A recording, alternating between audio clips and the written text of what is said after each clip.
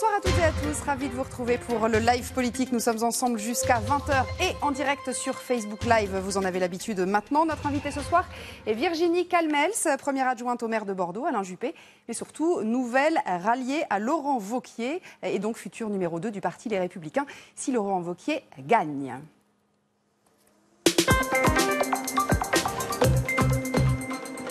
Et on n'a sans doute pas fini, Bénédicte, de voir Virginie Calmels à la télévision ou sur les estrades politiques, car après son ralliement à Laurent Wauquiez, elle va sans doute devenir le numéro 2 de son parti, Madame la vice-présidente. Certes, elle a connu une période plus faste que celle qu'elle traverse aujourd'hui. Son parcours politique en zigzag a suscité quelques moqueries. Juppé, Fillon, puis Wauquiez. Ces ralliements successifs font douter de la force de ses convictions et de sa ligne politique. Elle va nous en parler. Elle n'est pas la première, certes, à changer d'écurie, mais on lui reproche, peut-être plus qu'à d'autres, son goût du pouvoir, sans doute parce qu'elle est une ancienne dirigeante d'entreprise, et peut-être aussi, on en parlera aussi, parce qu'elle est une femme. Ce qui est sûr, c'est que Virginie Calmels n'est pas rentrée en politique pour faire tapisserie. Elle a failli succéder à Alain Juppé à la mairie de Bordeaux, elle a failli être le Premier ministre de François Fillon. Elle va finalement être le numéro 2 de Laurent Wauquiez. Mais pour celle qui a souvent été numéro 1 dans ses entreprises, il n'est pas sûr que numéro 2 des Républicains soit vraiment une fin en soi.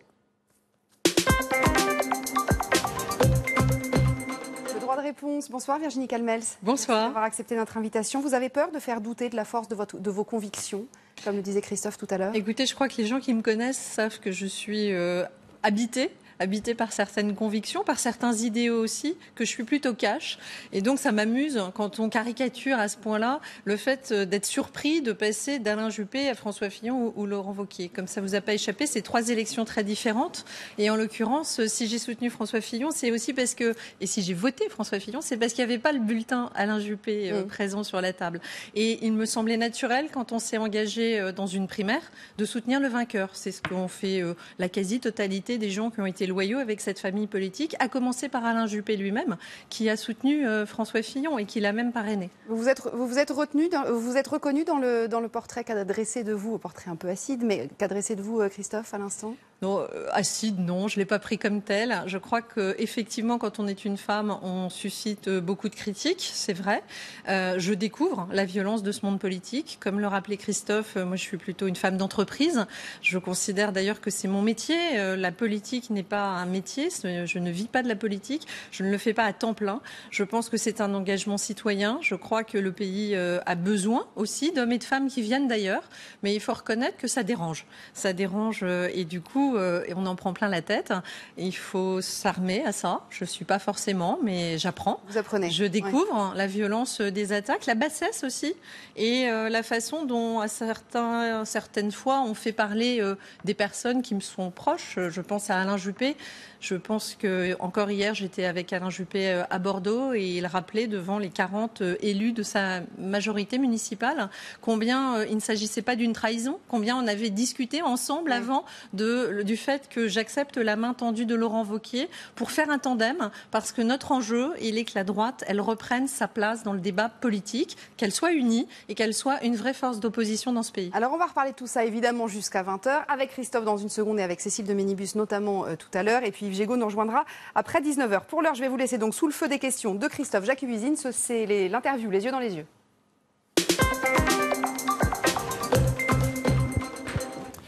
Bonsoir Virginie Calmels. Bonsoir Christophe Jacques-Cuisine. Alors je vais rebondir sur la fin du portrait. Finalement, quel est votre objectif, j'ai envie de dire, ultime en politique? Pourquoi vous êtes rentrée en politique? Je suis rentrée en politique un peu par hasard, vous savez. Je suis une femme chef d'entreprise. J'avais créé ma propre entreprise. J'étais en train de faire 2 acquisitions importantes. Et puis Alain Juppé m'a proposé, parce que je suis bordelaise d'origine, parce que j'aime la politique depuis que je suis enfant, parce que je crois à l'intérêt général. Vous étiez fan d'émissions comme L'heure de vérité. Exactement, vous connaissez par cœur la liste des ministres de François Mitterrand en 81, c'est ça? C'est toujours vrai? En 81, j'avais 10 ans. Oui, et à 10 ans, parfois, on pense à autre chose qu'au gouvernement. Et ça me passionnait. Ouais. Ça me passionnait parce que mes parents aussi créaient ce débat politique, c'était des sujets de conversation familiaux, y compris dans mon enfance. Donc c'est pour ça, un jour, j'ai pensé que je m'engagerais. Je ne pensais pas le faire à ce moment-là. Je ne pensais pas le faire aussi jeune, entre guillemets. Je pensais le faire plus tard, quand mes enfants seraient grands. Et puis, Alain Juppé me l'a proposé. C'était totalement inattendu. Je me suis dit que si je lui disais non, je le regretterais. Donc j'ai dit oui. Donc je suis partie à Bordeaux comme première adjointe au maire. Et puis très peu de temps après, il m'a dit je vais m'engager dans les primaires et il m'a proposé de faire partie de son équipe pour les primaires. Alors on va évidemment parler de politique, mais juste une question quand même. Vous étiez patronne d'Endemol qui produisait des grosses émissions, qui produit par exemple Secret Story pour TF1. À un moment donné, si vous êtes partie, c'est que vous commenciez à vous ennuyer du monde de l'entreprise. Vous en aviez fait le tour ? Non, je pense qu'on n'a jamais fait le tour du monde de l'entreprise. En revanche, c'est vrai que dans mes différentes expériences professionnelles, il y a eu un moment où je considérais que je n'avais pas fait le tour, mais qu'il était temps de passer à autre chose. Donc j'ai dirigé Canal+ à une époque de ma vie, puis Endemol à une autre époque de ma vie. J'avais commencé dans l'audit financier et comme directeur financier de Numéricable aussi, puis la présidence du conseil de surveillance d'Euro Disney. Je pense que l'important pour moi, c'est de me sentir utile. Si je pense que je suis plus utile, eh bien je préfère faire autre chose. Et j'aime pas le ronron.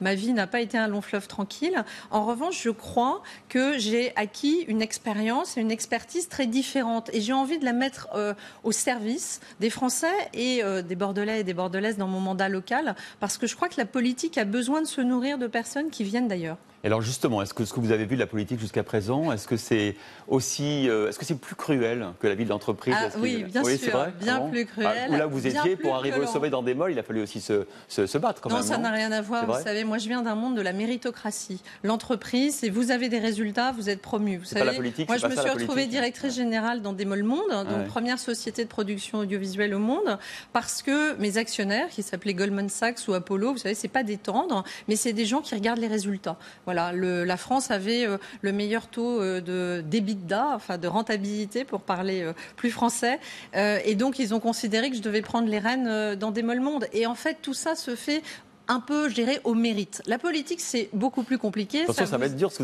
vous allez dire sur la politique. On vous écoute attentivement. Non, mais ça vous a pas échappé que c'est pas toujours le meilleur qui gagne, que c'est pas toujours ceux qui ont été les plus performants ou les meilleurs gestionnaires. Vous voyez, on sort des élections législatives. Qui sont ceux qui gagnent? Les plus machiavéliques, les plus retors, les plus menteurs? Je pense qu'il y a aussi beaucoup d'images. Donc, on l'a vu dans cette dernière présidentielle. Ça s'est joué aussi beaucoup à l'image et pas toujours au fond. Et puis, regardez ce qui s'est passé aux législatives. On a eu des députés de très grand talent qui avaient travaillé difficilement, d'ailleurs, durement. Vous savez, moi, j'ai du respect pour les hommes et les femmes politiques parce que justement, je viens d'ailleurs et je peux vous dire que la vie de politique et de politicien est très difficile. Mais c'est un choix. Moi, je l'assume. Je m'en plains pas. Je l'ai fait, ce choix.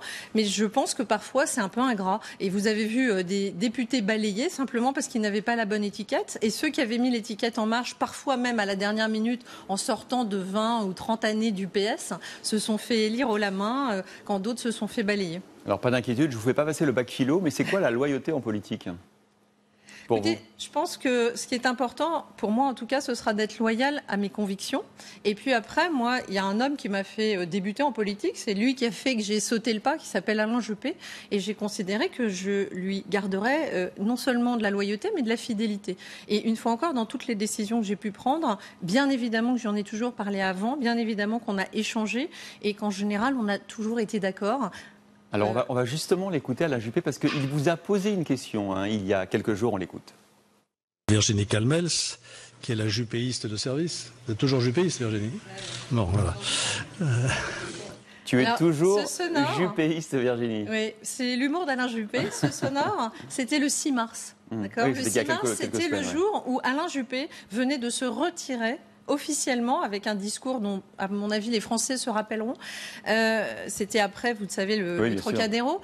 Et Alain Juppé venait clairement de dire qu'il ne serait pas le plan B et qu'il se retirait de la vie nationale. Et il m'avait fait l'honneur, avec François Fillon, de me désigner comme la juppéiste de service, effectivement, celle qui représentait les juppéistes au sein du comité politique des Républicains. Et j'allais devoir siéger, quelques minutes après cette conférence de presse et après le conseil municipal, à ce comité politique.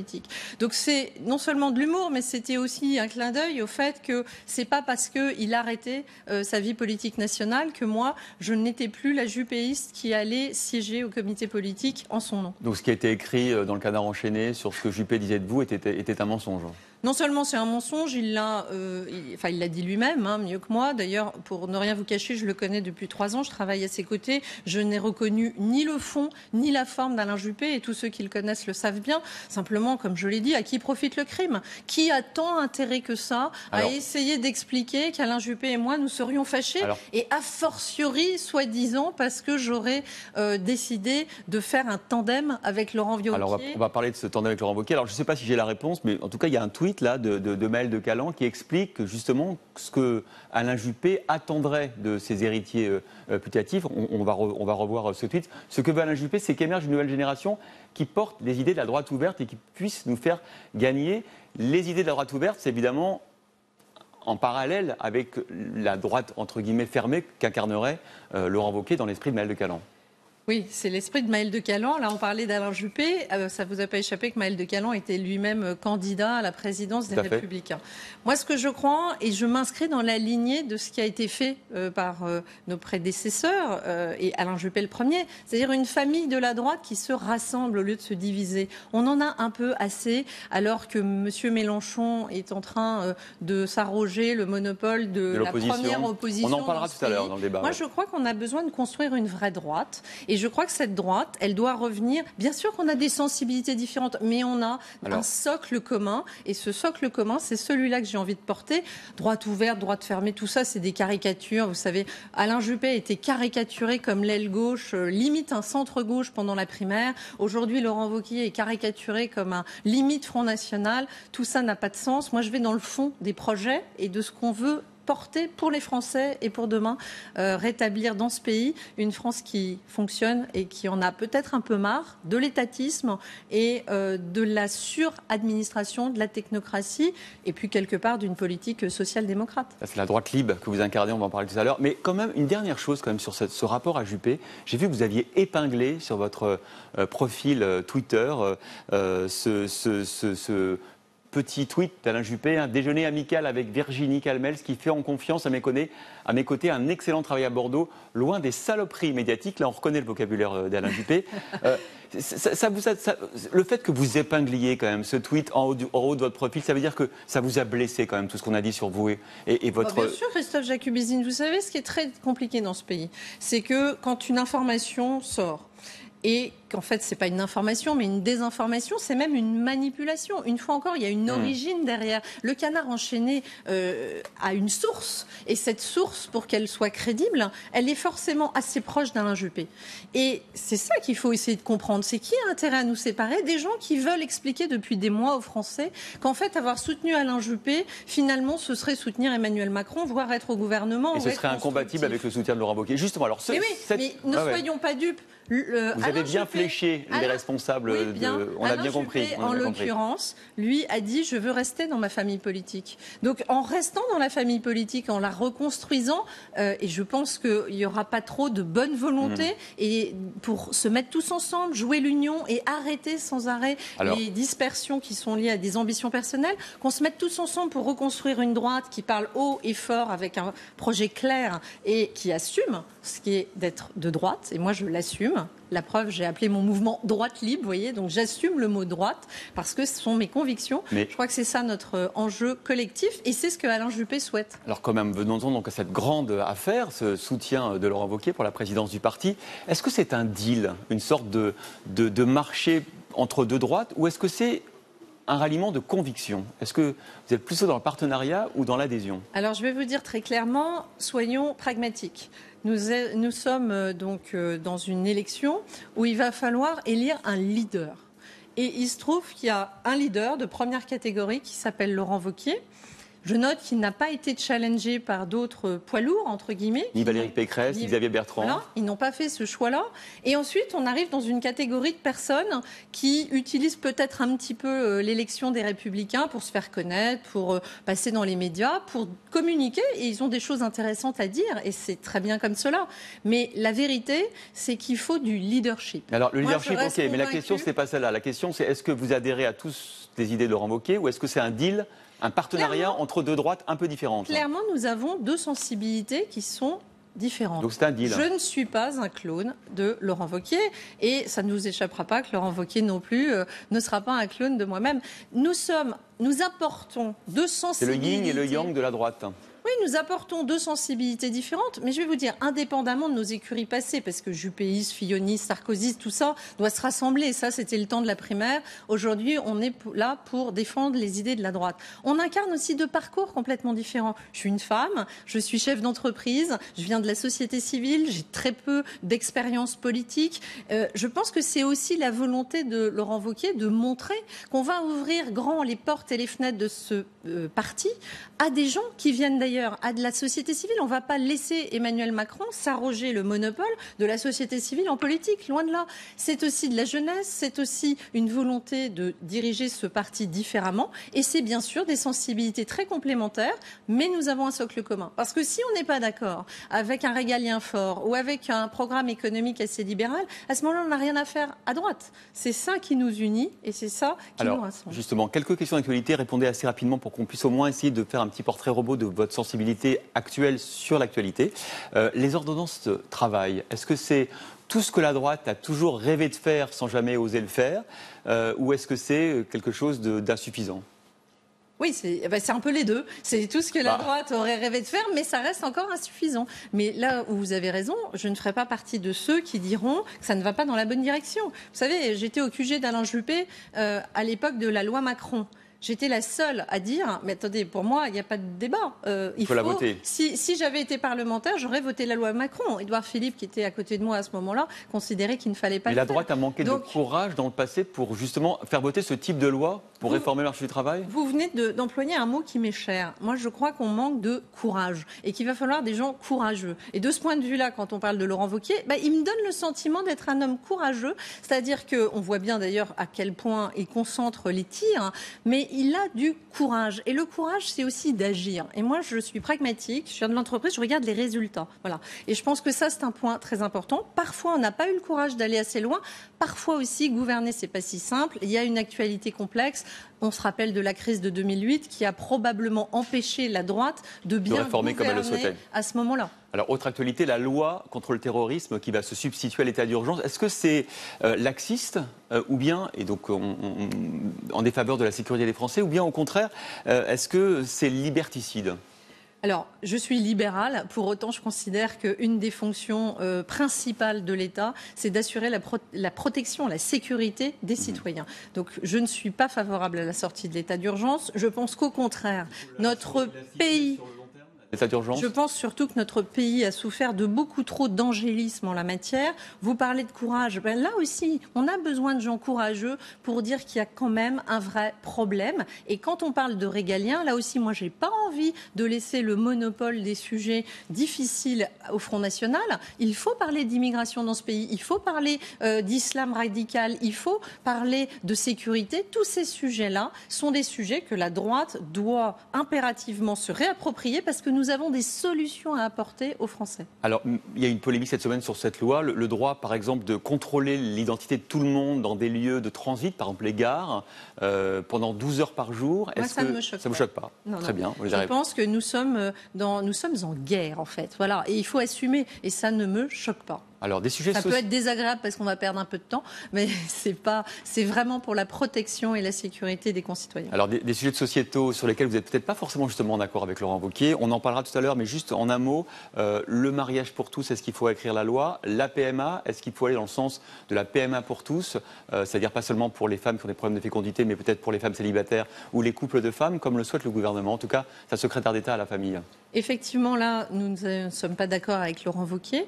Je note d'ailleurs qu'il faut arrêter de faire du sociétal une division parce que à gauche, tous les gens ne seront pas d'accord non plus sur ces sujets. Donc vous ne voulez pas réécrire le mariage pour tous, c'est ça ? Le marqueur sociétal n'est pas un marqueur politique. Moi, je considère, j'aurais souhaité que la droite soit courageuse et fasse l'union civile. Elle ne l'a pas fait. La gauche a fait le mariage pour tous. Je le dis et je le répète. Moi, j'ai des amis qui sont directement concernés. J'ai marié moi-même des amis en couple homosexuel et le bonheur des uns ne fait pas le malheur des autres. Moi, j'ai vu des hommes ou des femmes extrêmement heureux de pouvoir afficher leur amour. Je considère que c'est le plus important et donc je suis vraiment hostile à un retour en arrière qui rediviserait les Français, alors qu'au fond, tout ça est pour moi maintenant parfaitement accepté. La PMA ? La PMA, je n'y suis pas favorable parce que je considère d'abord que ça révèle des sujets éthiques qui sont en débat, que ça peut être un marchepied à la GPA au nom de l'égalité, parce qu'on va nous dire la PMA c'est que pour les femmes, et alors qu'est-ce qui se passe pour les hommes homosexuels ? Moi, ma solution, elle est que je crois qu'on a besoin de renforcer la capacité à adopter. Et sans distinction, couple hétérosexuel, homosexuel ou famille monoparentale, ce qui était peut-être un petit peu hypocrite. Moi, je crois à l'amour et je crois que c'est l'acte d'amour, d'adoption d'un enfant qui doit primer. Alors, autre question de société qui peut faire débat dans votre famille, la légalisation de la prostitution. J'ai vu que vous étiez favorable. Oui, ça vous étonne? Non. Écoutez, moi, je suis quelqu'un de pragmatique, de cash, comme je vous le dis, et je pense que on le dit familièrement, c'est le plus vieux métier du monde, et donc ça m'amuse toujours quand j'entends qu'on va éradiquer la prostitution, comme si soudain on serait capable d'un coup de baguette. Vous rouvriez les maisons closes pour autant? Oui, ou pas oui, moi j'y suis favorable parce que je crois. Le Wauquiez aussi? J'en ai pas discuté avec lui et je ne crois pas que ça fera partie du socle de propositions. Voilà, exactement. Je crois que la France a besoin qu'on revienne aux fondamentaux. L'économique, le régalien, l'éducation, l'Europe, ça c'est très important. Le sociétal, c'est à mon sens autre chose qui peut être intéressant à porter dans le débat. J'y suis effectivement favorable à titre personnel, mais je crois que les Français ont beaucoup d'autres urgences pour leur quotidien que ce point-là. Dernière question, la dépénalisation du cannabis, le fait de faire des amendes plutôt qu'un délit pénal, ça vous va, ce que peut faire le gouvernement ? Oui, moi je ne suis pas favorable à la légalisation du cannabis. Pourquoi ? Parce que là encore, je prône les libertés individuelles dans la limite de ce que ça pourrait occasionner à autrui. Et il y a trop d'accidents qui peuvent être causés. On continue de pénaliser l'usage. Oui, absolument. Et je pense que, en tout cas à titre personnel, je pense que ce serait dangereux quand on voit le nombre d'accidents qui peuvent être causés sous l'emprise de la drogue. C'est le moment de vous laisser dans les mains de Cécile de Bénibus pour son interview inattendue. Et oui, autre exercice, Virginie Calmel. Venez me rejoindre tous les deux.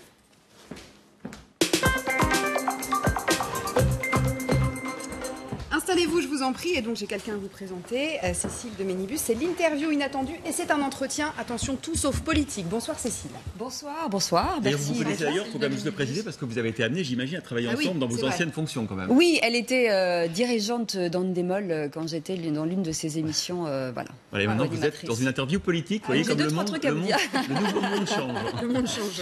Non, je vous ai entendu. Oui, on se croise, on se recroise. Je vous ai entendu dire que vous êtes jeune dans le monde politique et pourtant. Enfin, récente, on va dire. Oui, parce que jeune. Et quand on regarde les deux univers dans lesquels vous avez évolué, celui de la télévision, en tout cas des médias, et celui de la politique, on trouve quand même pas mal de points communs. Moi, j'ai fait une petite liste la vision, les perspectives, la médiatisation, pardon, la lutte des pouvoirs, la guerre d'ego, les dérives. C'est Game of Thrones, là. Finalement, vous avez quand même fait un peu de politique depuis 15 ans. Non, ce que vous voulez dire, c'est que le monde des médias est une bonne préparation à la violence du monde politique. C'est pas faux. C'est pas faux. Voilà. On peut retrouver quelques points communs et notamment la gestion des égos et la gestion aussi de cette médiatisation qui n'est pas facile. En revanche, ça reste des métiers très différents. Moi, j'étais chef d'entreprise, je faisais du management, des résultats, de la négociation. Là, on est quand même sur un tout autre secteur. Mais c'est pas faux de voir quelques similitudes ou en tout cas des préparations à ce qui est ma vie d'aujourd'hui. Alors, j'ai lu beaucoup de choses sur vous. On parle beaucoup de votre caractère. On dit que vous êtes ambitieuse, que vous êtes carriériste, que vous êtes déterminée. Finalement, moi, j'ai une question. Est-ce que c'est un défaut ou une qualité ? Parce que... écoutez, quand on est une femme, on est vite caricaturé. Quand on est patronne assez jeune, ce qui a été mon cas, forcément, on est très ambitieuse. Je crois que j'ai surtout le souci de bien faire. Je crois que beaucoup de femmes, d'ailleurs, sont comme ça. On aime bien atteindre nos objectifs, délivrer. C'est un mot que j'aime bien. Est-ce que j'ai une ambition ? Bien sûr, j'ai une ambition pour mon pays. J'ai une ambition, quand je dirige une entreprise, pour mon entreprise ou pour les salariés ou pour les actionnaires. Je pense que ça va avec le fait d'avoir des objectifs et de vouloir les atteindre. Mais c'est pas l'ambition. L'ambition personnelle ? Non, mais pour le une femme, oui. en politique, objectivement, c'est pas l'ambition personnelle qui est mon moteur aujourd'hui, vraiment pas. C'est une fois encore, j'avais plutôt tout à perdre en allant en politique au moment où je l'ai fait.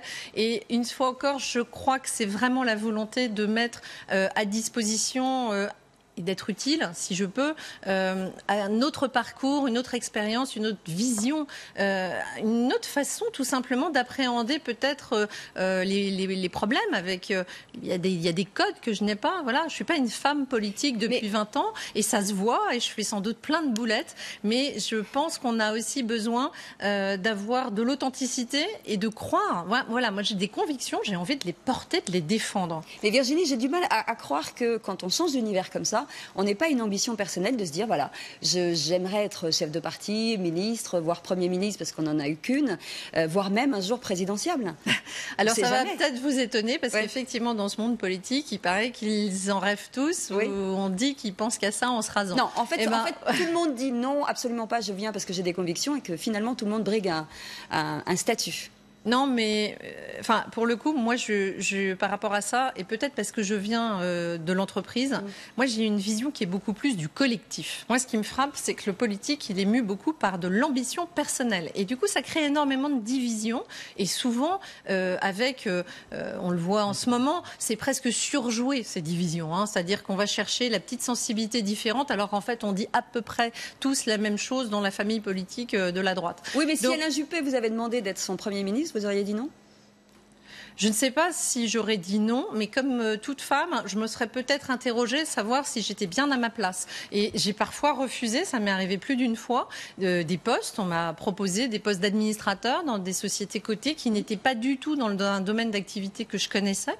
Et donc, j'ai pu le refuser. Je pense qu'à un moment donné, si vous voulez, c'est pas la quête du poste, c'est aussi est-ce que je suis légitime pour ce poste. Et franchement, quand Alain Juppé m'a proposé d'être première adjointe à Bordeaux, puis maire de Bordeaux, si il devenait président, j'avais un peu découvert ce qu'était ce monde-là et il s'apparentait d'une certaine façon à celui de chef d'entreprise, donc je me sentais légitime. Quand on m'a envoyé, alors que j'avais même pas 12 mois de politique comme tête de liste au régional, je n'y connaissais rien, je n'étais pas sortante, je n'avais jamais siégé dans un conseil régional. J'ai regardé ce qu'étaient les prérogatives du conseil régional, j'ai découvert que c'était essentiellement économique, transport, enseignement supérieur, des sujets dans lesquels j'étais à l'aise. Et donc, j'ai dit, OK, banco. Il y a d'autres choses. Et ministre, par exemple, il y a des domaines où vraiment, d'ailleurs, on ne penserait pas à moi, ils auraient raison. Mais si on pensait à moi pour ça, je serais la première à dire, mais attendez, je n'y connais rien ou ce n'est pas mon domaine. Donc, lesquels, par exemple ?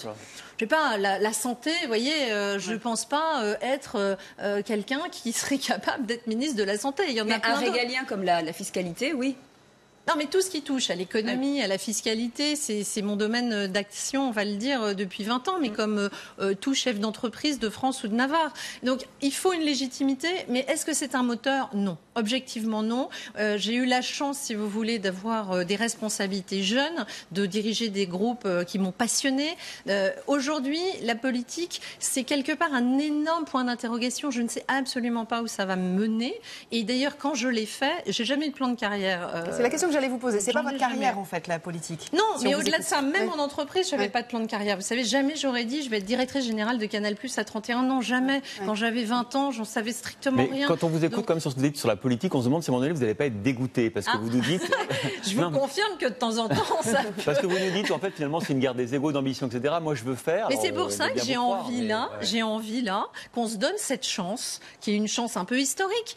C'est quand même la première fois que le candidat de la droite n'aura pas été qualifié au second tour de l'élection présidentielle. Donc soit on est capable d'être intelligent, de cesser d'être la droite la plus bête du monde, de se diviser pour des petites histoires d'ego ou d'ambition personnelle et de construire une droite moderne qui répond à une attente, parce qu'on arrêtera de nous faire croire dans ce pays qu'il n'y a que Macron ou les extrêmes. Il y a plein de gens, d'hommes et de femmes, qui ont des convictions voisines de la mienne, c'est-à-dire qui veulent une économie libérale et qui veulent un régalien fort et qui ont envie que la droite se recompose, existe porte non seulement ses idées, ses ambitions, mais derrière l'action. Moi, c'est ça qui m'intéresse. Vous savez, je suis pas une femme très à l'aise dans les campagnes. Moi, je suis plutôt quelqu'un dans l'exécution. Moi, j'aime très à l'aise en tout cas à la télévision. Moi, je reviens sur ce que vous dites parce que quand on vous écoute, alors il y a 2 points. Il y a le fait que vous soyez une femme. Vous avez subi d'Henri Guénaud qui a quitté la vie politique et de Alain Rousset qui est président du conseil régional de la région Aquitaine, ils ont résumé en fait votre carrière à la papesse de la télé-réalité. Moi, j'ai une question là-dessus qui me touche forcément, c'est de dire, est-ce que si vous aviez été un homme, vous auriez subi la même chose? Parce que vous avez tweeté... J'avais un parcours formidable. Vous avez tweeté, vous dites, je suis ravie que je serais ravie que les remarques sexistes me soient épargnées. Vous pensez que c'est une remarque sexiste? Vous auriez été un homme, ça aurait été différent? Non, c'était pas celle-là. C'est quand Alain Rousset a dit, vous dites ça à Alain Juppé tous les soirs. Bon, on va pas revenir là-dessus, mais il y avait on est à peu près dans la même veine. J'ai encore lu la semaine dernière, mon compagnon appréciera, Alain Juppé, Virginie Calmels, Jérôme Chartier les a séparés. Enfin bon, si vous voulez, c'est malheureux, mais c'est comme ça. En clair, pardon, vous auriez couché pour réussir. Oui, bien sûr, mais ça fait partie, comme toujours, des étiquettes qu'on essaye de coller aux femmes. Je vous avoue que celle-là, elle me touche plus depuis longtemps parce que, franchement, elle est assez médiocre, en fait. Mais est-ce qu'un homme aurait subi ça, vous pensez? Est-ce qu'un Stéphane Courby à votre place, bien sûr que non. On aurait dit le pape de la télé-réalité? Je rappelle qu'en général, pour un homme, on trouve que le parcours est exceptionnel. Voilà. En ce qui me concerne, au lieu de dire, tiens, formidable, une femme, en plus c'est rare, qui a été directrice générale monde d'une boîte d'1,5 milliard d'euros de chiffre d'affaires avec 7000 personnes.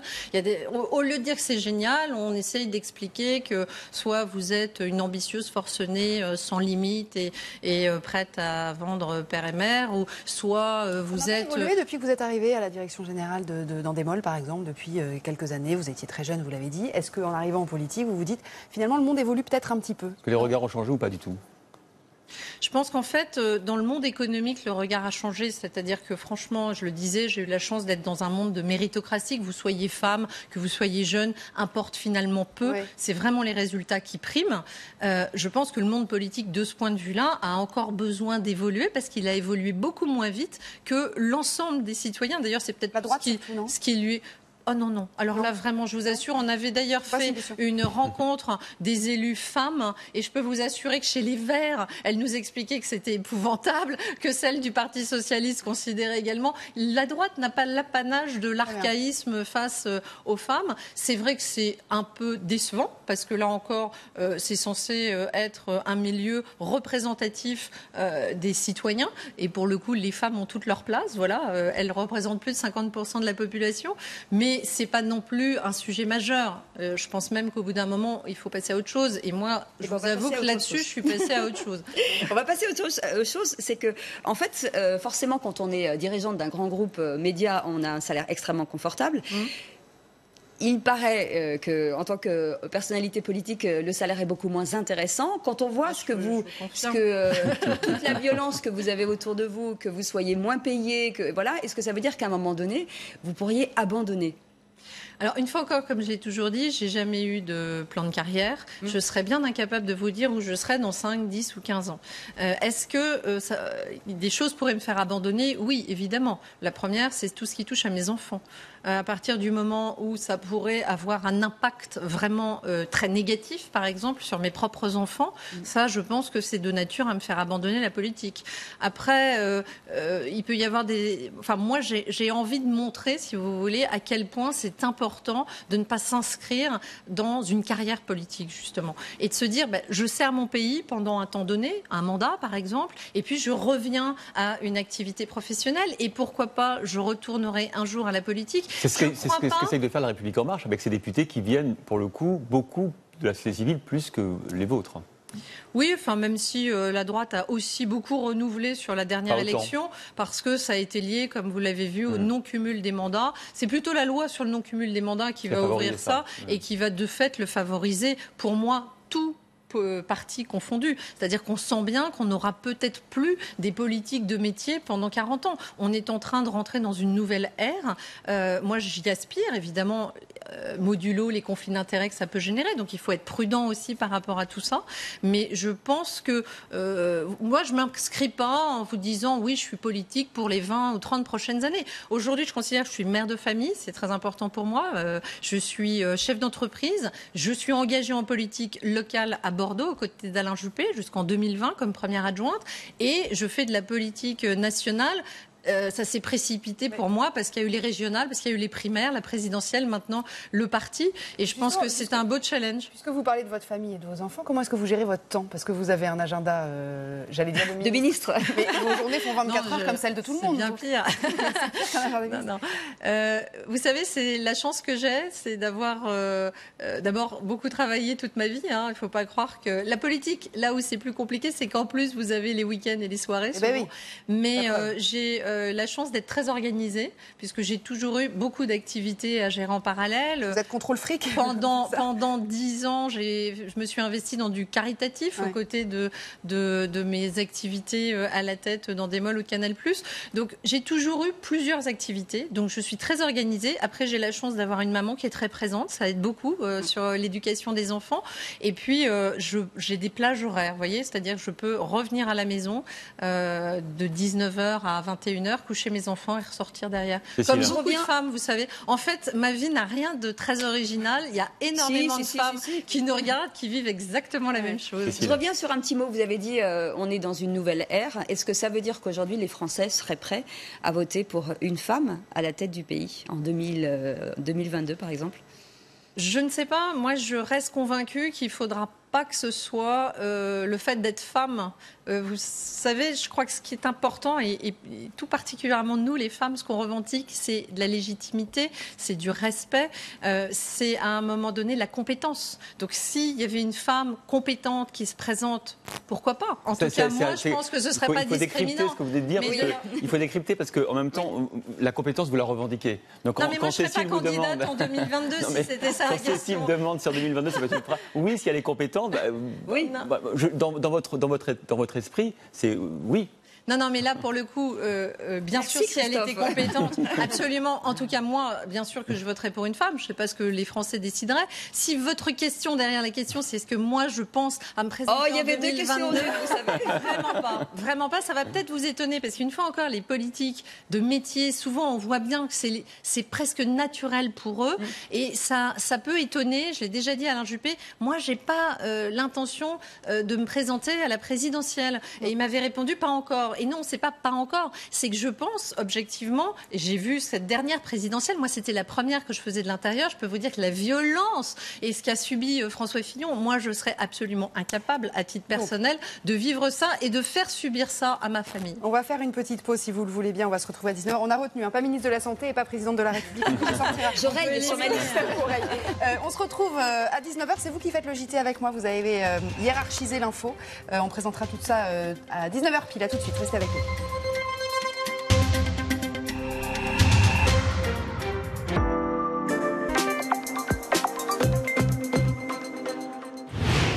Retour dans le live politique, nous sommes avec Virginie Calmels jusqu'à 20h. On va se parler de l'actualité dans une seconde. Vous allez nous faire le journal, il y a la hiérarchie du journal. D'abord, une dernière info, j'en profite pour vous la donner maintenant puisque c'est une info qui nous est parvenue il y a quelques instants. Il y a une tempête tropicale qui est en train de s'approcher de la Guadeloupe, qui pourrait d'ailleurs être transformée en ouragan dans les heures qui viennent. Vigilance orange, cyclone pour les îles de la Guadeloupe, nous dit Météo France. On va écouter le ministre de l'Intérieur, Gérard Collomb.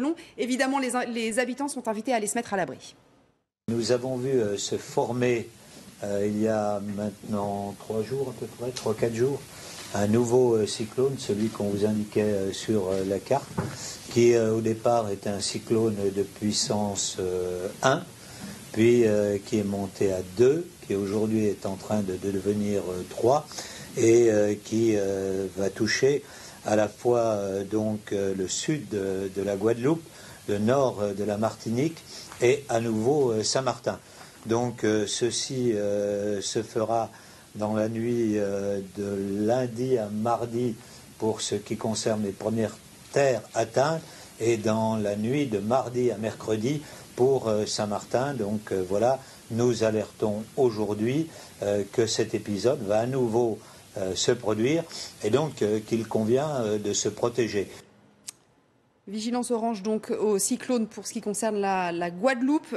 Ça va certainement évoluer dans la journée de demain. On suit ça bien évidemment. Si vous êtes là-bas, soyez bien évidemment prudents et allez vous mettre à l'abri. C'est l'heure du JT de l'invité.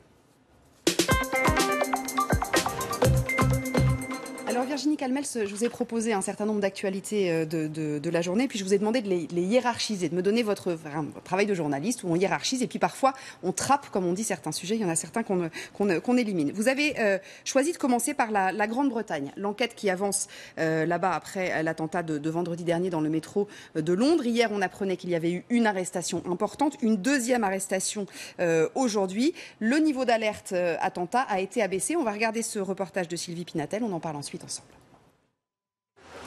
Scotland Yard l'avait laissé entendre. Il cherchait plusieurs suspects. 48 heures après l'attentat dans le métro londonien qui a fait 30 blessés, c'est donc un deuxième homme de 21 ans qui a été arrêté peu avant minuit dans le quartier d'Hounslow, à l'ouest de Londres. Une arrestation rendue possible peut-être grâce à des éléments trouvés dans cette maison à Sandbury, plus au sud. C'est là qu'était hébergé un jeune réfugié de 18 ans, arrêté hier dans le port de Douvres. Le quartier a été bouclé et évacué de ses habitants. On vient de me dire qu'il y a peut-être une bombe là-bas et malgré ça, on me dit que je pourrais rentrer chez moi. Cette maison, toujours investie ce matin par la police scientifique, appartient à un couple d'octogénaires, une famille d'accueil honorée par la reine pour avoir hébergé 268 enfants, y compris depuis peu de jeunes réfugiés venus de Syrie et d'Irak. Virginie Calmels, la menace, donc je le disais, a été abaissée tout à l'heure dans le Royaume. Pourquoi est-ce que vous avez décidé de mettre cette info-là en une de votre JT ? Parce que je crois que nous voyons bien le sujet majeur auquel le monde, et pas que la France, est confronté aujourd'hui, c'est-à-dire une vraie guerre contre l'islamisme radical, contre cette menace terroriste permanente qui plane au-dessus de nous tous, en Europe, en Angleterre, mais évidemment en France aussi, et que pour moi, c'est un des points majeurs sur lequel il faut que nous soyons très cohérents dans notre volonté d'éradiquer, mais de donner les moyens à la sécurité, à la police, à la justice, pour faire son travail dans les meilleures conditions. Et le gouvernement est cohérent ? Je trouve que malheureusement, il n'a pas forcément encore montré qu'il prenait toute la mesure de cette problématique, si j'en juge par rapport aux premiers arbitrages budgétaires qui avaient été notamment mis sur la place publique en juillet, avec une baisse du budget de l'armée, une baisse du budget de Beauvau, qui finalement serait remonté, mais ce n'était pas la première approche du gouvernement, et puis l'attitude d'Emmanuel Macron face notamment au général de Villiers. Voilà, je crois que là, nous avons clairement une différence notable dans l'approche et derrière peut-être aussi dans cette volonté de parler vrai aux Français et d'arrêter l'angélisme. Une fois encore, je crois que l'heure est grave. Deuxième information dans l'ordre de votre journal, cette semaine sociale qui s'ouvre. Il va y avoir un certain nombre de défilés cette semaine et puis la semaine prochaine. Ça commence demain avec les routiers. Quelques actions avant un mouvement CGT qui sera certainement assez dur, mais ça c'est pour la semaine prochaine. Pour l'instant, c'est la CFDT qui se mobilise donc demain. Écoutez. Dans un premier temps, ce que l'on veut faire comprendre au gouvernement et au ministère du Transport, au ministère du Travail, c'est que l'impact de ces ordonnances pour notre secteur à nous est catastrophique. Il nous manque 30 000 emplois. Il y a 30 000 emplois non pourvus aujourd'hui, je vous le redis un peu plus, qui ne sont pas aujourd'hui, et pas que des conducteurs. Demain, ça n'arrangera absolument rien. Il faut qu'on réforme au niveau du transport notre convention. Il faut qu'on l'adapte au mieux pour y amener des jeunes. C'est ça la crainte que nous avons. Alors voilà, ce sera déjà demain un coup de semonce. Alors vous avez dit tout à l'heure à Christophe Jacquemusine, cette loi, c'est tout ce que la droite aurait aimé faire, mais même en allant encore un peu plus loin. Est-ce que vous êtes inquiète de la situation sociale de la France ?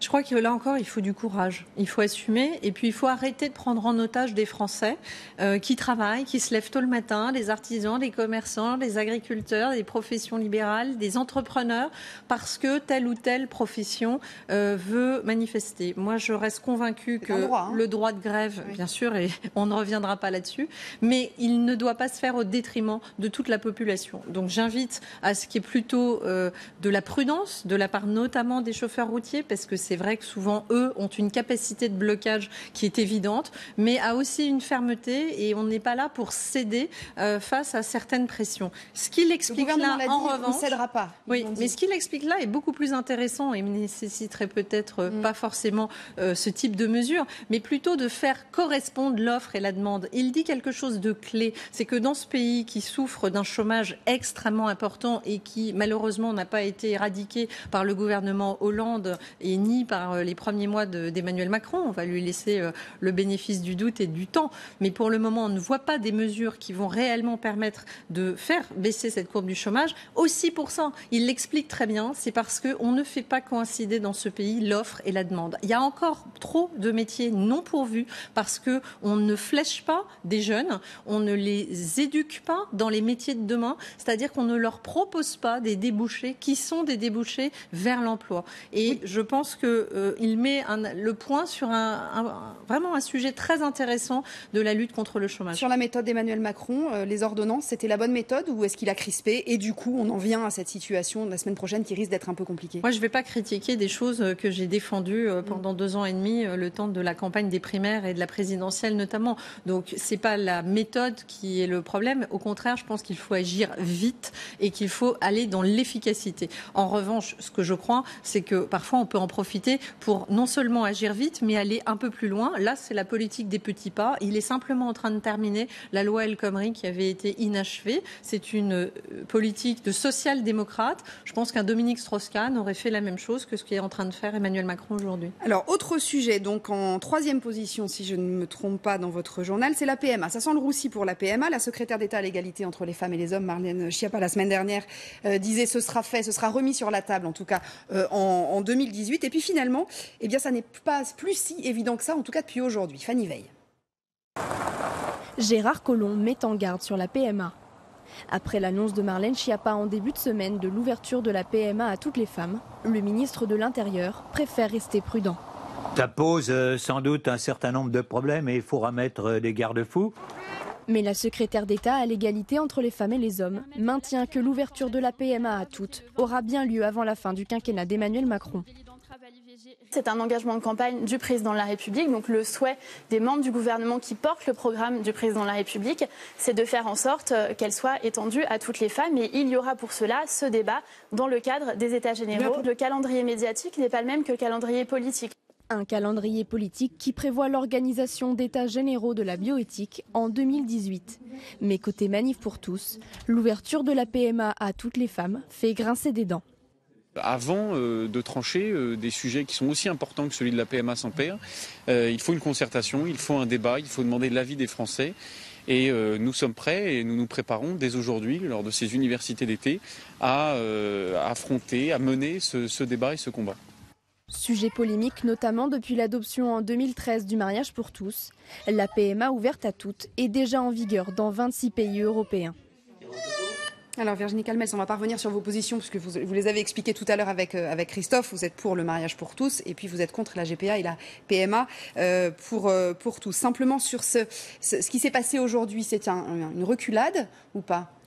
Non, je crois qu'on voit bien, c'est le fameux « en même temps » d'Emmanuel Macron, c'est que on voit bien que parfois les choses ne sont pas encore totalement abouties et qu'au sein même du gouvernement, visiblement, le calendrier n'est peut-être pas le même dans la tête de Gérard Collomb ou de Marlène Schiappa. Oui, je crois que le plus important, je vais vous dire, c'est d'arrêter de diviser les Français sur des sujets qui sont peut-être pas les sujets prioritaires aujourd'hui pour les Français. Voilà. Travaillons sur le chômage, travaillons sur la sécurité, mais je m'en réjouis parce que ça voudrait dire qu'on va dans la bonne direction. Mais il n'y a pas que les mots. Il y a derrière les actes et il y a les résultats. Et donc, il faut vraiment qu'on passe à l'étape d'après et qu'on aille, une fois encore, sur le chômage. C'est un bon premier pas dans les ordonnances loi travail, mais c'est pas ça qui va abaisser le chômage en France. Et donc, il y a beaucoup plus à faire. Avant-dernière info, dans l'ordre dans lequel vous l'avez choisi, c'est François Hollande. Alors, l'ancien président s'est baladé dans Paris aujourd'hui à la rencontre des Parisiens. Les Parisiens qui, dit-il, l'apprécient de plus en plus. On va voir ça avec Antoine Bourdarias. Bonjour monsieur. Bonjour monsieur le président. Ça va bien ? Stand après stand, François Hollande serre toutes les mains et déguste tous les produits sur ce marché installé sur les quais de Seine. L'occasion pour lui de montrer qu'il n'a pas perdu le goût des petites phrases, il faut toujours espérer, ni son appétit pour les bains de foule. Très grand plaisir, parce que c'est des marques d'attachement. Et aujourd'hui, je ne viens rien solliciter, donc c'est des gens qui viennent me voir les élus qui m'accompagnent, rien que pour exprimer leur attachement ou leur reconnaissance. Et vraiment, j'aurais tort de pas goûter, pas simplement ces produits, mais ce moment. Selfie après selfie, entre un peu de foie gras et un bout de Cantal, l'ancien président de la République goûte également à sa popularité retrouvée, en évitant soigneusement toutes les questions d'actualité.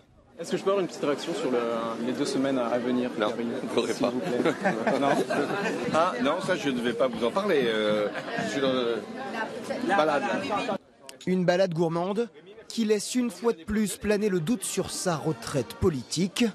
Entre deux stands, François Hollande se prédit même un bel avenir. Pour l'instant, ça se passe bien? Ça se passe toujours bien. Ça se passera même de mieux en mieux. Ah, ça se passera de mieux en mieux. On le voit beaucoup, François Hollande, en ce moment, Virginie Calmels. Écoutez, personnellement, et je pense que beaucoup de Français le ressentent comme ça, il y a un petit côté pathétique. Voilà, donc Ah, carrément. Oui, parce que je crois qu'à un moment donné, il faut savoir quitter la table, comme disait Charles Aznavour dans une très belle chanson.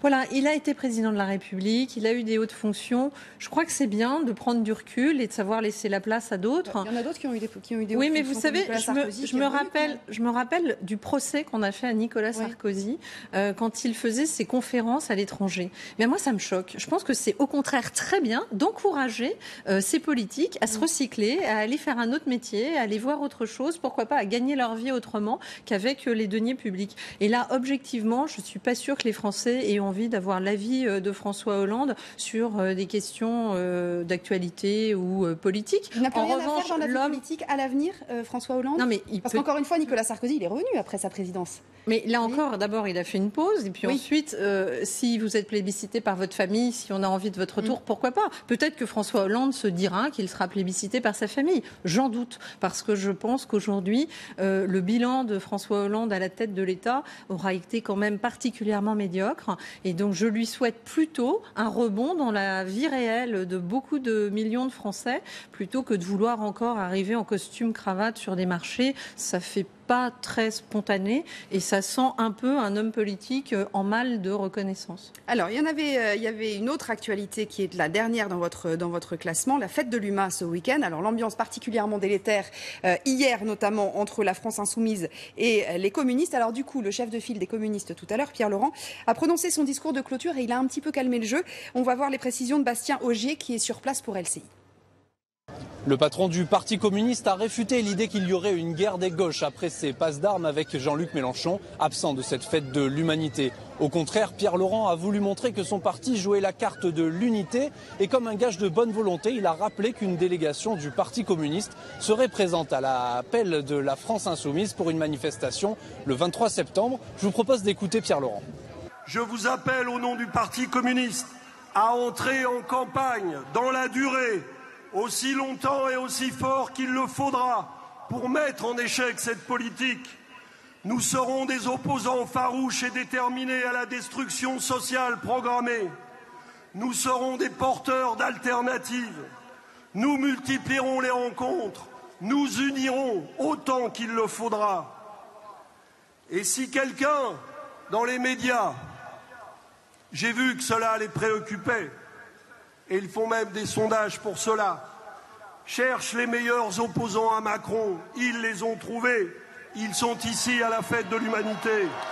Un discours où il a fustigé la politique d'Emmanuel Macron et notamment la réforme du Code du travail. C'est un recul de civilisation si nous laissons faire, a estimé Pierre Laurent, qui conclut donc cette fête de l'humanité par un appel à se retrouver dans la rue.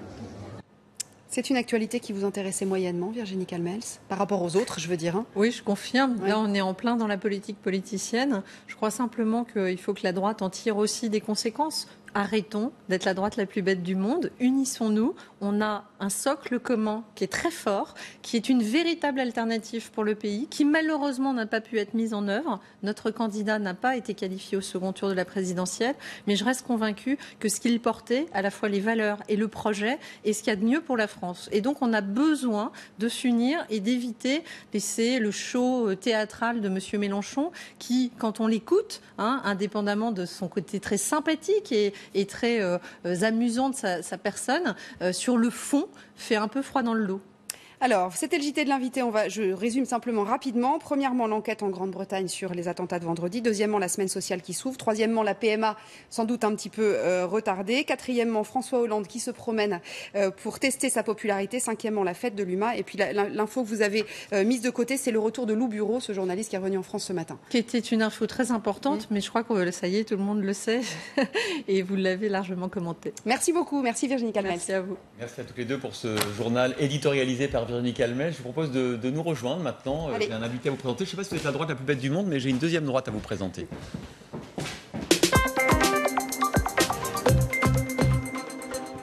Merci de nous rejoindre avec Yves Jégo, député constructif, donc la droite qui a succombé au charme d'Emmanuel Macron, face à la droite qui campe à droite. C'est ce que vous nous avez expliqué depuis le début de l'émission. Je vous propose d'ailleurs qu'on commence, Bénédicte, ce premier débat autour de cette idée-là. Finalement, elle est où la droite? Est-ce qu'elle est là, à ma gauche, ou est-ce qu'elle est à ma droite?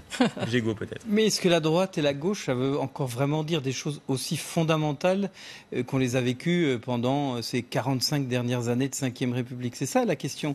Est-ce qu'on va tirer un enseignement de ce qui s'est passé, de ce que nous ont dit les Français lors des élections? Avec Virginie Calmels, nous nous sommes retrouvés pour soutenir le même candidat au deuxième tour de la primaire, Alain Juppé.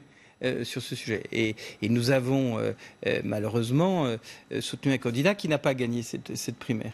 Et au fond, on a vécu ensemble l'effondrement du système politique de la Ve République, d'une gauche qui vole en éclats et d'une droite, d'un parti, les Républicains, qui a aussi perdu l'élection.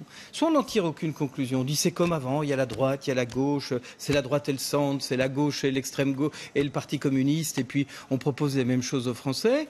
Soit on essaye de se dire ça bouge dans le pays. Vous considérez que l'élection d'Emmanuel Macron constitue une rupture dans la vie politique française? Mais considérable, mais gigantesque. Gigantesque. Est-ce que vous avez l'impression de ne pas bouger alors? Gigantesque, pourquoi? Pardon. Emmanuel Macron, 3 ans avant, ne faisait pas de politique et il a gagné l'élection présidentielle. Il a une majorité forte à l'Assemblée nationale avec un parti politique qui, 1 an avant, n'existe pas. Si on n'en tire aucune conclusion en se disant on fait comme avant, je pense qu'on n'a pas compris.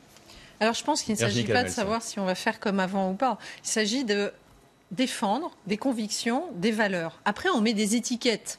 Bon, on peut. Vous avez défendu les mêmes valeurs à la présidentielle, je rappelle. Non, mais en l'occurrence, à la primaire. Et puis l'UDI soutenait François Fillon à la présidentielle.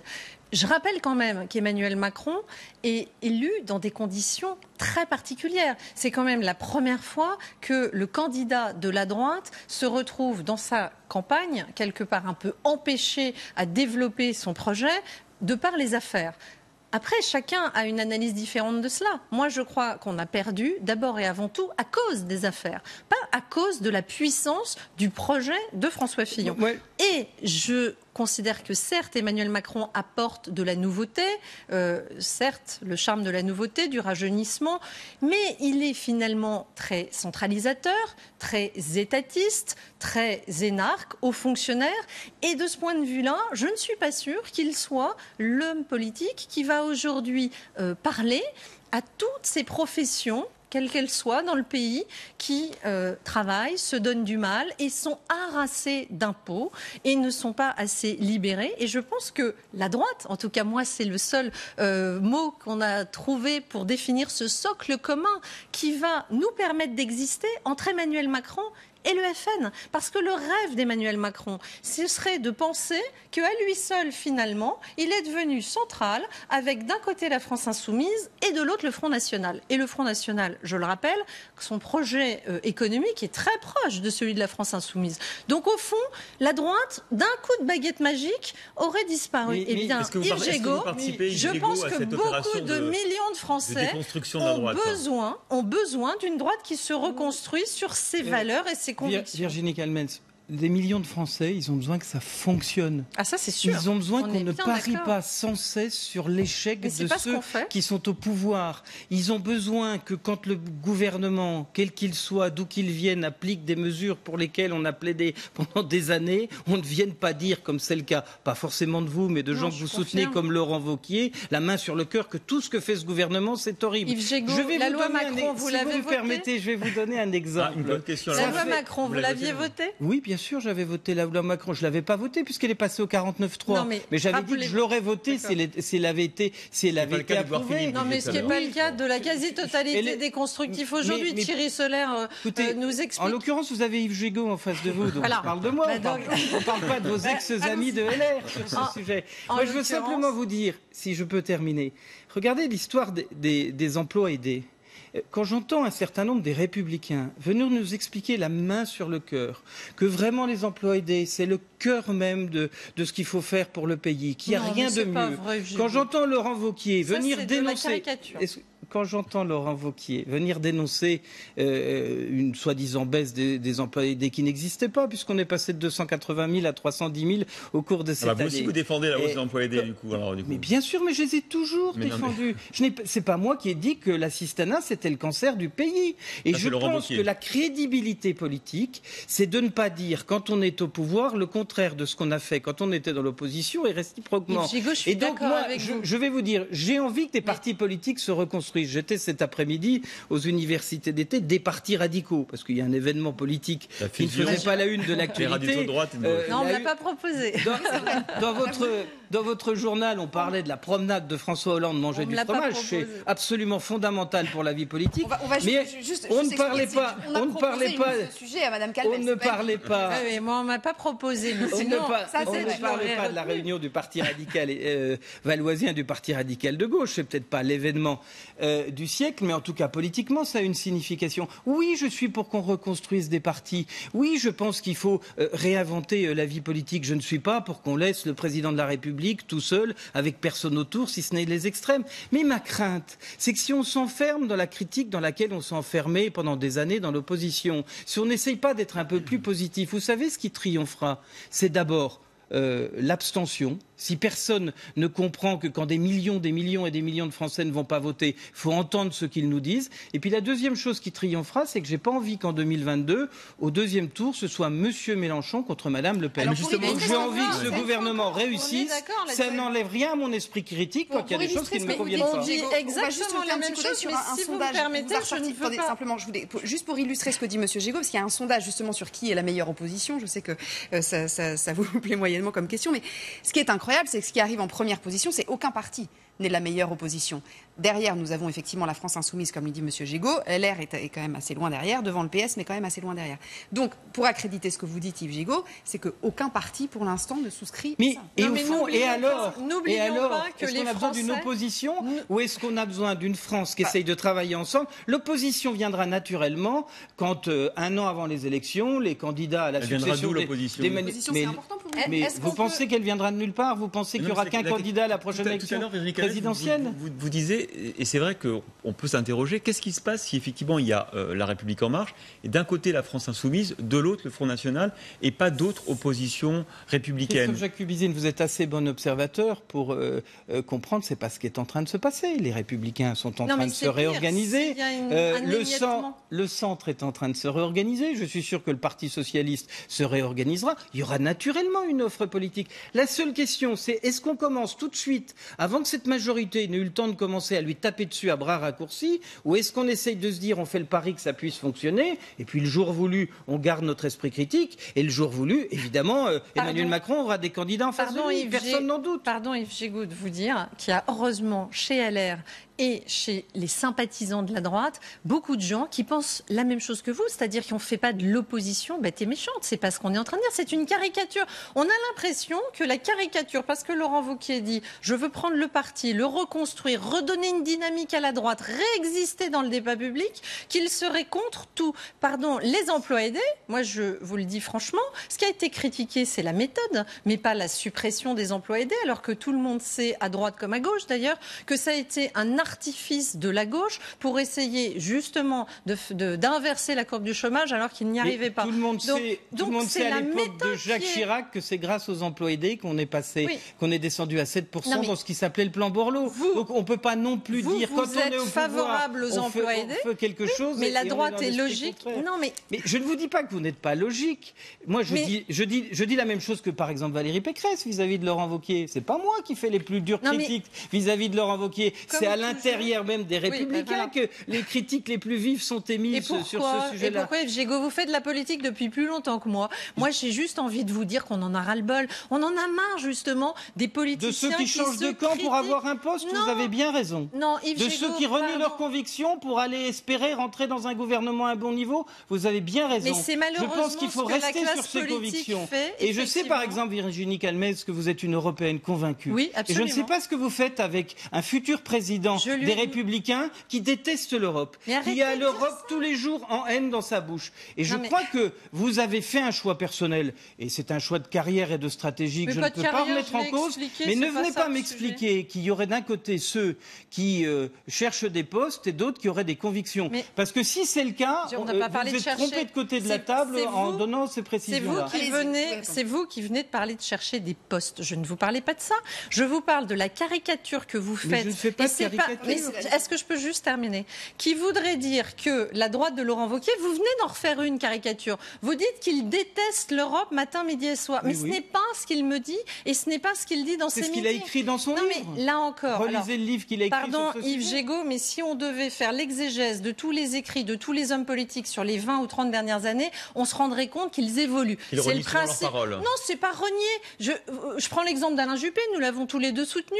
Moi, beaucoup de gens m'ont dit, mais tu es libéral, qu'est-ce que tu fais avec Alain Juppé? C'est un étatiste absolu, tu ne peux pas t'entendre avec lui. Oui, c'était peut-être le cas en 95. C'est pas Alain Juppé qui a signé un très bon ouvrage qui s'appelle 5 ans pour l'emploi. Ce que vous voulez nous dire, c'est que Laurent Wauquiez est devenu un Européen convaincu et que le livre qu'il a publié il y a 5 ans à l'occasion des dernières élections européennes n'est plus valable. Mais c'est une bonne nouvelle si c'est le cas. Je n'y crois pas trop en écoutant ce qu'il dit encore aujourd'hui. Yves Gégaud, ce que je crois important, moi, et c'est ce qui m'intéresserait d'apporter, puisque je viens d'ailleurs, c'est simplement de parler de ses propres convictions, de ce à quoi on croit, plutôt que sans arrêt essayer de diaboliser, caricaturer les propos des autres. Je pense que le mieux à même de dire ce qu'il pense de l'Europe, c'est Laurent Wauquiez lui-même. Mais là, vous caricaturez en expliquant que ce serait un anti-européen convaincu. Pas du tout.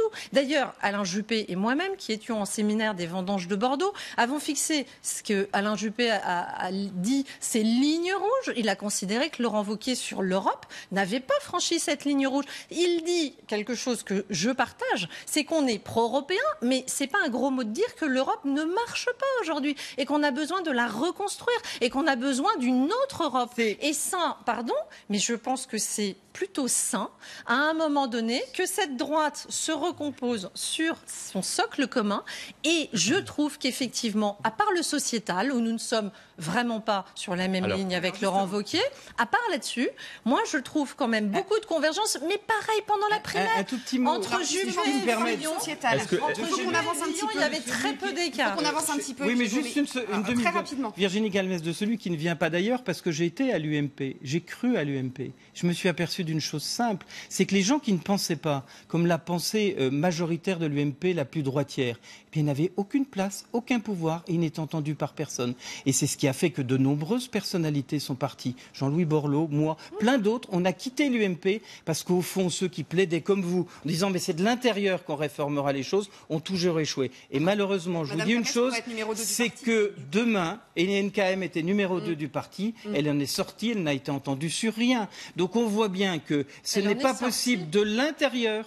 C'est de l'extérieur qu'on pourra additionner des sensibilités différentes et qu'au fond, vous avez le profil, vous avez l'énergie, vous avez tout ce qui fait que vous pourriez être plus à l'aise intellectuellement et idéologiquement chez nous que vous ne le serez jamais dans la famille que vous avez choisie. Je vous remercie de cette offre de service. En l'occurrence, moi, j'ai créé un petit mouvement qui s'appelle Droite Libre pour justement fédérer les libéraux parce que je pense que ça reste une famille politique, une idéologie importante. Et vous nous avez dit tout à l'heure, Virginie Calmels, que vous acceptiez l'idée d'être un peu le yin et le yang, Laurent Wauquiez, Virginie Calmels au sein du parti. On verra comment tout ça... Vous êtes la constructive du parti, en fait. Moi, je vous avoue que j'ai du mal avec la multiplication des familles qui sont sur des sensibilités très proches. Je pense qu'à un moment donné, il faut rassembler, au contraire, unir les bonnes volontés, les talents, les intelligences, les parcours, plutôt que de faire plein de petites familles, parce que le risque, cher Yves Gégaud, c'est qu'il n'y ait pas un candidat à la présidentielle, c'est qu'il y en aura presque autant qu'il y aura de petites familles. Et donc on est à peu près sûr que la droite et le centre ne seront plus jamais au deuxième tour de l'élection présidentielle dans ce pays. Moi j'ai envie de faire le contraire. Vous nous avez parlé de sociétal à l'instant, on va vous tester sur, on en a commencé à en parler un petit peu tout à l'heure dans le journal, sur la PMA, pour voir si effectivement ces deux droites sont en phase ou pas. Tout à l'heure, vous avez donné votre point de vue. On ne remet pas en cause, contrairement à ce que pense Laurent Wauquiez, le mariage pour tous. En revanche, on n'avance pas plus. Contrairement à ce que pense Laurent Wauquiez veut réécrire. Mais il n'a jamais dit qu'il reviendrait sur le mariage homosexuel. Je ne sais pas quelle est sa position aujourd'hui, mais il a dit qu'il fallait réécrire la manière dont la loi sur le mariage pour tous avait été écrite. Il est de ce point de vue-là très proche de ce que François Fillon avait mis dans son projet, c'est-à-dire un point sur la filiation. Personne ne parle de démarier des couples homosexuels. Non, pas démarier, mais j'ai dit réécrit. Oui, mais sur la partie filiation, c'est pas pareil. Et en revanche, sur la PMA, vous ne souhaitez pas qu'on aille plus loin. Yves Gégaud, quelle est la position de la vôtre et celle des constructifs en général ? Oui, mais on a des lignes de fracture aussi, au sein du centre, parce que ça fait appel à l'intime et au fond chacun a une vision différente. Moi je regrette juste une chose pour dire un mot plus général, c'est que le gouvernement n'organise pas un grand débat national. Ce sont des sujets compliqués sur cette question-là. Au fond, la PMA, c'est ou pour tout le monde ou pour personne. Le droit à l'enfant, aujourd'hui, on l'a accordé aux familles hétérosexuelles depuis des années. Ça ne pose pas de difficulté. On fait appel à des techniques médicales quand, dans un couple hétérosexuel, on est stérile et qu'on va avoir un enfant. L'argument de ceux qui sont contre le mariage pour tous et qui sont pour la manif pour tous, c'est de dire il faut, dans la mesure du possible, avoir toujours un père et une mère. Alors, et là, on revient au débat du mariage pour tous. Qu'est-ce qu'une famille ? C'est pour ça que moi j'aimerais qu'on ait un grand débat national. Qu'est-ce qu'une famille pour vous ? Est-ce qu'une femme seule qui élève ses enfants, c'est une famille ou pas ? Pour moi, c'est une famille. Mais pour moi aussi. Est-ce qu'un couple homosexuel, c'est une famille ou pas ? Pour moi, c'est une famille. Est-ce qu'un papa, une maman et des enfants, c'est une famille ? Pour moi, c'est une famille. Mais il y a une partie des gens de l'UMP, et pas Virginie Calmels, mais une partie qui dit une famille, c'est un père, une mère, un enfant. Ben non, aujourd'hui, il y a des familles monoparentales, elles sont aussi dignes que les autres. Elles ont même plus de difficultés que des autres. Il y a des femmes seules qui peuvent avoir envie d'avoir un enfant et qui peuvent avoir envie de passer par une procréation médicalement assistée, qui aujourd'hui n'y ont pas droit. Et donc vous êtes pour la PMA ? Moi je suis pour qu'on ait un débat et je suis pour qu'on soit logique, c'est ou pour tout le monde ou pour personne. Est-ce que justement la conclusion, la suite de ça, c'est si c'est pour tout le monde, est-ce qu'une fois qu'on aura accordé la PMA pour tous, y compris les femmes seules ou les femmes en couple, est-ce que l'Iran ira vers la GPA ? Mais ça n'a rien à voir. Mais si, parce qu'on dira que les hommes ont été discriminés. Mais ça n'a rien à voir. Ça n'a strictement rien à voir. La GPA, c'est louer le ventre de quelqu'un. C'est pas avoir un acte personnel. La PMA, c'est un acte très personnel. La GPA, c'est un acte qui met en cause une troisième personne et un acte qui met du commerce dans tout ça. Donc je ne vois pas l'automaticité qu'on veut bien donner sur ce sujet. Et moi je dis, vous voyez bien que dans ce débat, et le débat on l'a aussi à l'intérieur de notre groupe, comme il existe aussi au sein. C'est un débat qui traverse. C'est pas un marqueur politique. Je vous rejoins tout à fait sur ce sujet. Il faut qu'on ait un grand débat de société, il faut qu'on ait des débats, il faut qu'on ait une mobilisation de l'opinion, il faut qu'on fasse réfléchir les Français sur ces questions. C'est le moment ou pas ? Parce qu'elles sont difficiles. Et que les gens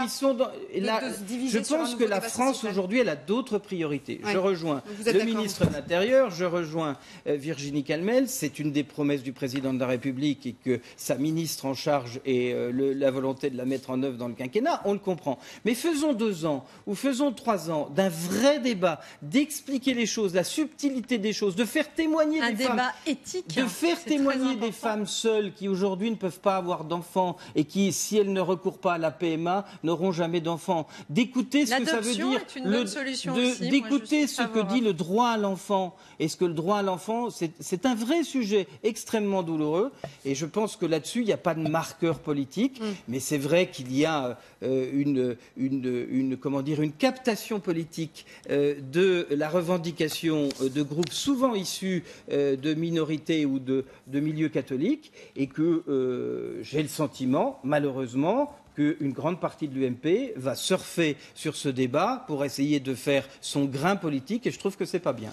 Là encore, si vous me le permettez, procès très vite, d'intention. c'est fini. Voilà, c'est-à-dire on est fin soit dans la caricature, soit dans le procès J'ai vu, d'intention. chère Virginie, qui était sur la place du Trocadéro autour de François Fillon. Parler de sens commun.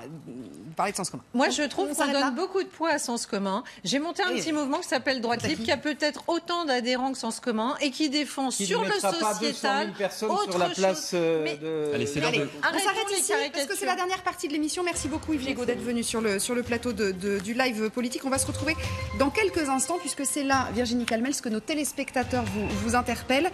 C'est le live Insta et le live Facebook tout de suite après la pub. À tout de suite.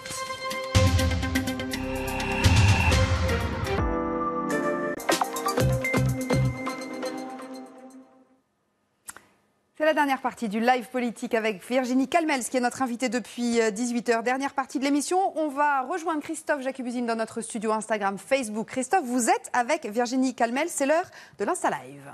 Je suis avec Virginie Calmels dans le studio Facebook Live. Virginie qui s'attend au pire dans ce petit studio, on va lui passer des photos. On va commencer par donc la séquence Live Insta. Avec un bumper qui n'arrive pas, donc on va commencer tout de suite. Alors première photo, je vais vous demander donc avec votre petite panneau de dire si vous aimez ou vous n'aimez pas. Regardez qui apparaît à l'écran, c'est le Premier ministre Édouard Philippe normalement, mais tout ne fonctionne pas aujourd'hui. Voilà. Édouard Philippe, vous aimez ou vous n'aimez pas, Virginie ? Je ne sais pas si je peux répondre en termes d'aimer ou pas aimer. En l'occurrence, on a travaillé ensemble dans la même direction, en soutien à Alain Juppé pendant 2 ans et demi d'une campagne des primaires. Et puis, clairement, on n'est pas tout à fait sur la même ligne politique. C'était déjà le cas d'ailleurs pendant les primaires. Je me rappelle que moi, je n'étais pas très favorable à l'identité heureuse et j'ai soutenu le projet régalien d'Alain Juppé qui voulait des quotas d'immigration, qui voulait des peines planchées, qui voulait un aménagement de l'aide médicale d'État, qui voulait un durcissement des lois sur le regroupement familial. Et c'est vrai que Édouard Philippe était pas sur la même ligne que moi, notamment pour le voile dans les rues. Il m'expliquait qu'au Havre, ça ne posait pas de problème, que des femmes voilées accompagnent des enfants dans des sorties scolaires. Donc voilà, on a travaillé en bonne intelligence et dans la même direction pour soutenir Alain Juppé, mais il y a clairement 2 lignes chez les juppéistes. Édouard Philippe est celle qui a rejoint Emmanuel Macron, qui considère qu'au fond, c'était pas si loin entre Alain Juppé et Emmanuel Macron, et moi qui fais partie des juppéistes de droite, qui considèrent que le projet régalien d'Emmanuel Macron est très éloigné du projet régalien d'Alain Juppé, indépendamment de ce verbatim sur l'identité heureuse. Alors, vous n'avez pas voulu utiliser la pancarte, vous avez grillé votre joker, maintenant il va falloir le faire pour la photo suivante, c'est celle de, regardez, autre personnalité politique, François Bayrou, avec qui vous avez fait alliance. Hein. Vous aimez donc François Bayrou, vous êtes allié avec lui pendant les régionales. Vous savez, ce qui est très compliqué, c'est que votre question, comme c'est aimer, c'est de l'affectif. Et l'affectif, c'est parfois irrationnel. Vous avez le droit d'utiliser la partie affective du like. Hein. Ça veut dire que rationnellement, beaucoup de choses nous séparent. Lui, il a aussi soutenu Emmanuel Macron, mais il l'a fait avant Édouard Philippe. Il ne l'a pas fait à un moment qui était très particulier, qui était le moment où Emmanuel Macron disait qu'il voulait faire exploser la droite. Il l'a fait bien plus tôt. Il a sans doute aidé à l'accession au pouvoir d'Emmanuel Macron. Mais moi, sur cette question, je pense au François Bayrou que j'ai connu pendant ma campagne des régionales, qui a fait équipe, puisque ma campagne des régionales, elle allait du MoDem à Sens commun, comme beaucoup de présidents de région, d'ailleurs, comme Laurent Wauquiez aussi. Et François Bayrou est un homme de lettres, un homme intelligent. En revanche, politiquement, là, j'aurais utilisé l'autre côté de ma petite pancarte. C'est intéressant votre réponse, que vous n'avez pas utilisé la même différenciation avec Édouard Philippe, notamment le côté affectif n'est pas ressorti. Parce qu'on n'a pas eu des rapports aussi proches et affectifs et de soutien avec Édouard Philippe. Allez, une femme politique, et je pense que la question pourra peut-être surprendre les Français qui nous regardent. Regardez la personnalité politique suivante, c'est Martine Aubry. Alors, ça va sans doute aussi vous étonner. Je vais dire que j'aime. Pourquoi ? Parce que moi, ce que je respecte le plus, c'est les convictions, c'est le courage. Tout nous sépare avec Martine Aubry sur un grand nombre de sujets. En revanche, j'ai de l'estime pour ses convictions et pour sa force de caractère. Je pense que c'est une femme honnête dans ses convictions, qui les défend. Je ne partage pas du tout... Droite dans ses bottes comme Alain Juppé. Voilà, c'est ça. Je ne partage pas du tout sur un grand nombre de sujets, notamment économiques. Je suis très éloignée de Martine Aubry, ça ne vous étonnera pas. Mais je salue le courage et la détermination de cette femme politique qui a des convictions. Allez, un clin d'œil maintenant pour votre vie d'avant. Regardez le personnage qui va apparaître. C'est Mickey.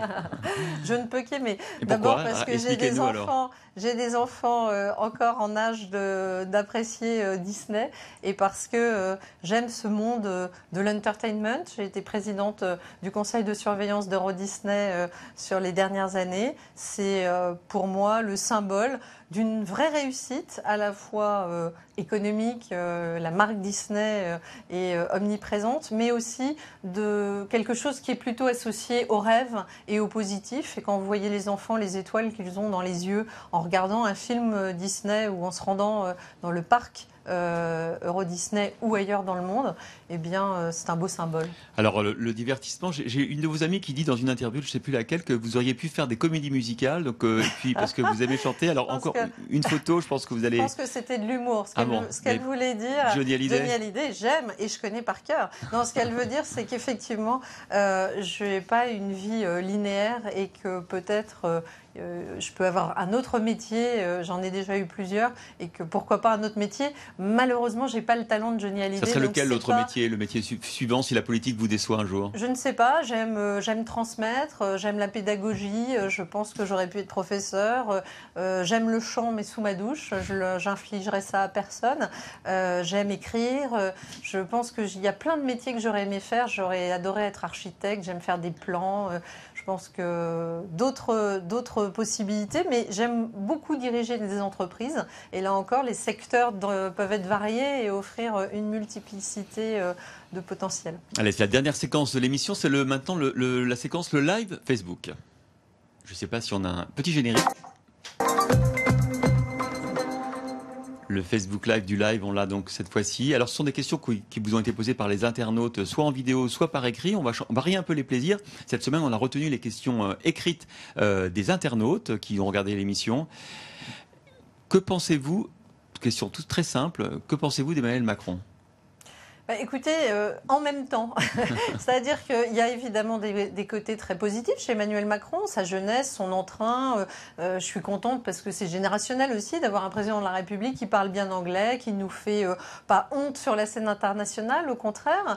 Donc, en même temps, je reste convaincue que c'est un social-démocrate qui a une idéologie de gauche qui reste très présente. Et j'espère que sur des questions très importantes, comme la répartition des richesses, vous voyez, comme l'étatisme, comme la centralisation, comme le régalien, je ne le trouve pas suffisamment fort.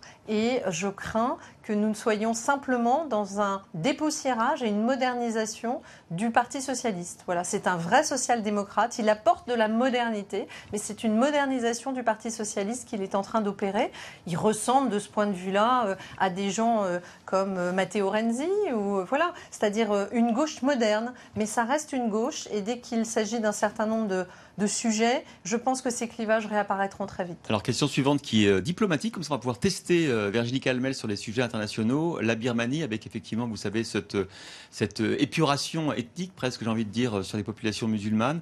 Est-ce que vous avez un peu suivi cette actualité-là et quel est votre sentiment ? Globalement, il n'y a pas qu'en Birmanie qu'il se passe parfois des choses graves, épuration ethnique ou épuration sur les homosexuels dans certains pays. Évidemment que ça doit nous interpeller. Je reste convaincue que nous n'avons pas de leçons à donner au monde, même si nous sommes le pays des droits de l'homme. Donc pas d'interventionnisme ? C'est compliqué d'intervenir, par exemple, sur ce type de drame humanitaire. Vous savez, je pense aussi qu'on a un problème de moyens et qu'on a des forces de l'ordre qui sont surmobilisées. On peut peut-être faire une pression diplomatique ? politique ou même pas? Non, mais là encore, que l'ONU puisse à certains moments agir. Et là encore, moi, je suis pour que l'Europe joue tout son rôle sur des sujets comme celui-là. Mais la France toute seule, être sans arrêt en tête de pont, voire en donneur de leçons, ça me gêne. Maintenant, c'est des sujets clés sur lesquels, évidemment, on ne peut pas faire l'impasse et on doit se mobiliser et essayer d'agir. Mais nous ne donnons pas à nos armées les moyens de ces ambitions-là. Donc laissons aussi, priorisons, on ne peut pas être partout et on ne peut pas avoir l'arrogance de croire qu'on va gérer tous les problèmes du monde entier. Vous savez, les Français ont déjà beaucoup de problèmes. Donc plutôt une position non interventionniste de votre part sur la diplomatie, c'est mondiale. On va passer à la question suivante. Ça dépend des sujets, mais en tout cas, sur celui-là, oui. Que j'ai vu apparaître tout à l'heure, est-ce qu'il faut privatiser? Quelles entreprises privatiser? En gros, est-ce que la droite au pouvoir relancerait le programme de privatisation? Alors, je suis, de ce point de vue-là, assez claire. Je pense que l'État est très souvent un mauvais actionnaire. Je pense qu'il doit, et c'est impératif, avoir une vision pour protéger des actifs sensibles. Mais ça peut se faire avec des golden shares, avec d'autres systèmes que simplement être actionnaire. Et l'expérience a montré, Emmanuel Macron, d'ailleurs ministre de l'économie, n'a pas triomphé dans les différents rôles que l'État a pu jouer, que ce soit chez Airbus, que ce soit chez Renault. Enfin, on a plein d'exemples, que ce soit chez Alstom. Beaucoup d'exemples où finalement l'État est un mauvais actionnaire. Donc chacun son métier. Moi, je préférais que l'État se recentre sur les missions régaliennes. Donc du coup, vous avez peu apprécié la décision de Bruno Le Maire de nationaliser les chantiers navals pour éviter que les Italiens deviennent majoritaires. Là encore, il peut y avoir des cas d'espèce et c'était un dossier qui, vu comme il était enclenché, j'aurais tendance à dire probablement sur ce cas particulier. Simplement, pour moi, c'est pas une politique, ça doit pas être une idéologie, ça peut être un cas particulier, il y en aura peut-être d'autres, mais dans la grande majorité, je reste convaincue que l'État est un mauvais actionnaire et devrait se désengager d'un grand nombre d'entreprises dans lesquelles finalement son rôle n'est ni profitable ni souhaitable. Allez, encore dernière question que je vous lis. Finalement, en 2 mots, parce qu'on n'a pas beaucoup de temps, avec votre expérience professionnelle, que pensez-vous apporter de plus dans la vie politique? Si vous deviez, allez, en 30 secondes, nous dire pourquoi il faut des femmes comme vous, d'entreprise, dans le monde politique. Écoutez, le pragmatisme de quelqu'un qui a fait son évolution professionnelle pendant 25 ans uniquement sur les résultats. Voilà. Moi, je suis une femme d'action. Vous savez, mon slogan pendant ma campagne des régionales, c'était la dame de fer, F-A-I-R-E. Je crois au faire, je crois à l'action, plus qu'aux mots, plus qu'au discours. Je crois qu'il faut surtout délivrer. Et c'est comme ça qu'on gagnera nos batailles. C'est en montrant qu'on est courageux et que ce qu'on dit, qu'on fera, on le fera vraiment. Et être jugé sur vos résultats. Merci Absolument. Virginie Calmels d'avoir été notre invitée dans le live politique. Je vous rends la main, Bénédicte, pour le revoir. revoir. Je la reprends. Merci beaucoup Christophe. Merci à Virginie Calmels d'avoir joué le jeu du live politique. Merci à vous de nous avoir suivis sur LCI et puis sur le Facebook également de la chaîne. Restez avec nous bien entendu. L'info continue sur le canal 26. Je vous souhaite une excellente soirée.